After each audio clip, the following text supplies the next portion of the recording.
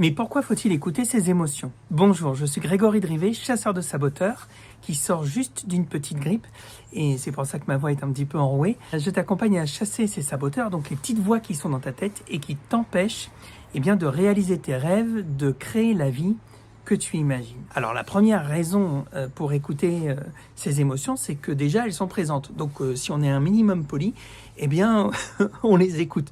Toi, je veux dire, quand ta femme ou ton mari ne t'écoute pas, tu es un petit peu vénère. Les émotions, c'est exactement la même chose. Les émotions sont là pour une raison bien particulière qui est de te donner des informations sur comment tu te sens pour agir. C'est un petit peu une discussion, la langue de ton cerveau avec laquelle il va communiquer avec toi pour te donner des informations sur ton état intérieur pour pouvoir agir. D'autant souvent de ci, de là que tout part de soi. Dans un environnement, si tu veux agir, il est important d'abord de t'écouter. Toutes ces formules, tu les connais, tout ça a à voir avec tes émotions. En latin, émotion, emovere, veut dire bouger, aller de l'avant. D'accord ? En anglais, emotion veut dire bouger, veut dire aller de l'avant. Ça veut dire en fait qu'une émotion, c'est... Alors on va pas rentrer dans les détails, mais c'est une information que t'envoie ton cerveau pour te permettre d'aller de l'avant, pour te permettre de bouger, pour te permettre d'évoluer par rapport à une situation alignée ou non. C'est pour ça qu'on a 5 grands types d'émotions, une positive et 4 négatives. Il n'y a pas de jugement à avoir là-dedans, que ce soit la joie ou bien la colère, la tristesse, la surprise ou autre, sont des émotions qui vont nous donner une information sur notre état actuel du moment. Par exemple, si je suis en colère, ça m'arrivait beaucoup avant, beaucoup moins maintenant, ça veut dire qu'une de mes valeurs importantes n'est pas respectée sur le moment présent.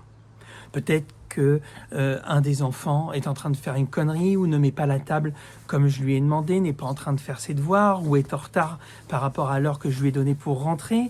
Peut-être que je suis en colère contre moi parce que je n'ai pas relancé tel ou tel client ou que je suis en train de procrastiner sur mon canapé et je commence à m'en vouloir.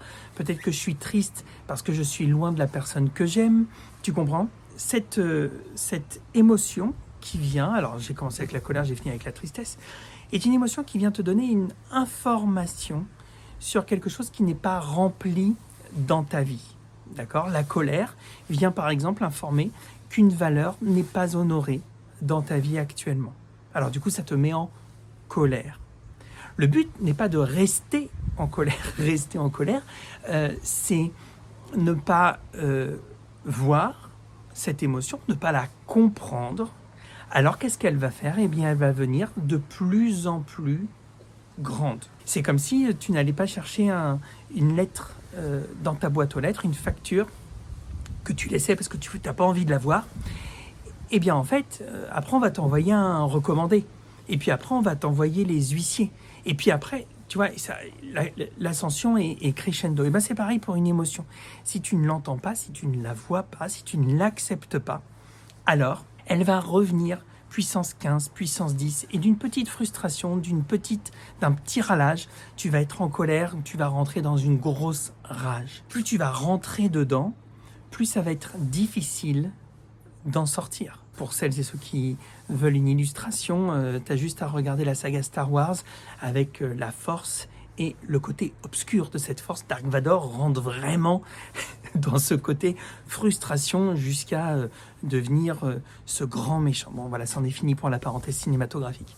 Donc il est vraiment essentiel que tu puisses écouter tes émotions et puis les comprendre. Elles signifient quelque chose et elles te donnent juste l'information d'avancer.